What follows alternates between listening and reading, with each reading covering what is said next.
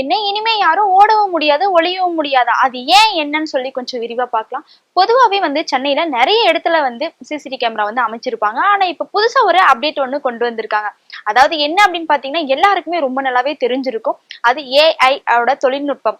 அதாவது ஏஐ தொழில்நுட்பத்தோட நிறைய விஷயங்கள் புதுமையான விஷயங்கள் நிறைய அப்டேட் நம்மளுக்கு தெரிஞ்சுட்டே தான் இருக்கு.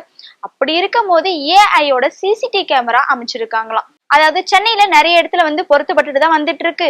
ஆனா இனிமே நீங்க மக்கள் எல்லாருமே உஷாரா இருங்க அப்படின்ற மாதிரி ஏஐயோட தொழில்நுட்பம் ஒரு அறிவிப்பு ஒண்ணு அறிவிச்சிருக்கு. சோ அது எதற்காக ஏஐயோட சிசிடிவி கேமரா அமைச்சிருக்காங்க அப்படின்னு கேக்குறீங்களா? இந்த போக்குவரத்து தடையை மீறி சிலர் எல்லாம் போவாங்க. அது கண்ட இடத்துல குப்பையை கொட்டிட்டு போறது. சோ அவங்களெல்லாம் ரொம்ப கூர்மையா ஏஐயோட சிசிடிவி கேமரா கவனிக்கும் அப்படின்னு சொல்லி இருக்காங்க. அப்போ எல்லாருக்குமே ஒரு கேள்வி இருக்கும். அதாவது சிசிடிவி கேமரா ஏஐயோடத வச்சுட்டாங்களா இல்ல இனிமேதான் வைக்க போறாங்களா அப்படின்னு ஒரு கேள்வி இருக்கும். ஆல்ரெடி வச்சுட்டாங்க. இது வரைக்கும் நிறைய பேர் மாட்டிருக்காங்க அப்படின்னு சொல்லலாம்.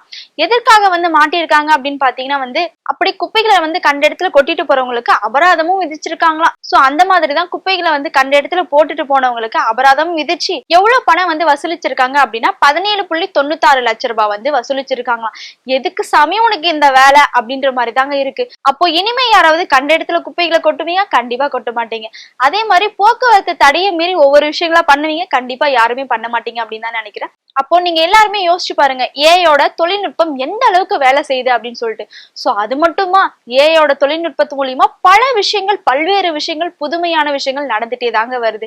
சோ இனிமே யாரும் அந்த மாதிரி பண்ணாதீங்க. அப்படி யாராவது காலையில எங்கேயாச்சும் ஒரு இடத்துல குப்பைகளை போட்டுட்டு போறீங்க அப்படின்னு வச்சுக்கோ, ஈவினிங் நீங்க வீட்டுக்கு வரதுக்குள்ளே உங்க வீட்டுக்கு முன்னாடி போலீஸ்கார் நிப்பாங்க. அது பார்த்து பத்திரமா இருந்துக்கோங்க. சோ இனிமே யாரும் கண்ட இடத்துல குப்பைகளை போடாதீங்க. அதே மாதிரி எந்த தப்பும் பண்ணிராதீங்க. ஏன் அப்படின்னு பாத்தீங்கன்னா, சிசிடிவி கேமரா நம்மள அவ்வளவு கண்காணிச்சுட்டே இருக்கா.